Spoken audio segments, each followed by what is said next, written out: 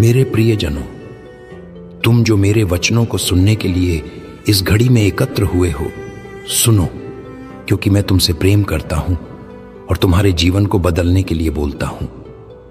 मैं जानता हूं कि तुम्हारे हृदय में कितनी उलझनें हैं, कितनी पीड़ाएं हैं और कितनी गहराइयों में तुम छिप कर जीते हो, परंतु मैं वह हूं जो तुम्हें भेद कर देखता हूं।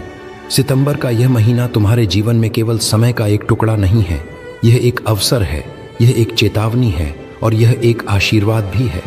जो मेरे वचनों पर ध्यान देगा वह अपने जीवन में नई दिशा पाएगा और जो इन्हें हल्के में लेगा वह अपने ही बोझों में दब जाएगा।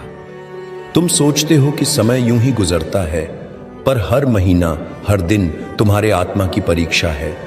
सितंबर में मैं तुमसे कहता हूं कि ध्यान दो, क्योंकि बहुत से लोग सोते सोते आध्यात्मिक रूप से अंधे हो गए हैं। वे प्रार्थना करना भूल गए हैं, वे कृतज्ञ होना भूल गए हैं, वे अपने हृदय को पवित्र रखना भूल गए हैं। तुम दुनिया के शोर में इतने डूब गए हो कि मेरी धीमी और कोमल आवाज तुम्हारे कानों तक नहीं पहुंचती। इसलिए इस महीने मैं तुम्हें चेतावनी देता हूं कि उठो, जागो और अपने मार्गों को सीधा करो। जो झूठ और पाप के मार्ग पर चलेगा वह फल कभी नहीं पाएगा, पर जो पश्चाताप करेगा और मेरे संग चलेगा उस पर आशीष की वर्षा होगी। मैं तुम्हें आशीर्वाद भी देता हूं, क्योंकि मैं न्याय करने वाला परमेश्वर हूं, परंतु वही मैं तुम्हारा प्रेम करने वाला पिता भी हूं। तुम में से जो थके हुए हो, जो बोझ से दबे हुए हो, सितंबर का महीना तुम्हारे लिए विश्राम का महीना होगा यदि तुम अपने बोझ मेरे चरणों में रख दोगे। मत सोचो कि तुम्हारी समस्याएं बहुत बड़ी हैं। मैं वह हूं जिसने समुद्र को थामा, तूफान को शांत किया, मृतकों को जीवित किया।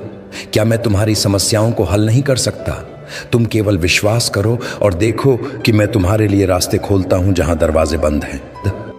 परंतु साथ ही मैं तुम्हें चेतावनी देता हूं, यदि तुम मेरी आशीष केवल अपने सुख के लिए चाहते हो और अपने जीवन को पाप से नहीं हटाते, तो तुम केवल बाहरी आशीषें पाओगे, पर आत्मा खाली रह जाएगी। और यदि आत्मा खाली है तो शैतान तुम्हें बहका देगा। सितंबर में मैं चाहता हूं कि तुम अपनी आत्मा की जांच करो, अपने संबंधों को देखो, क्या उनमें सच्चा प्रेम है या स्वार्थ? अपने काम को देखो, क्या उसमें ईमानदारी है या छल? अपने विचारों को देखो, क्या उनमें शांति है या क्रोध और कटुता? मैं उन लोगों को आशीर्वाद देता हूं जो अपने परिवार को प्रेम करते हैं, जो गरीबों की मदद करते हैं, जो दूसरों के लिए प्रार्थना करते हैं।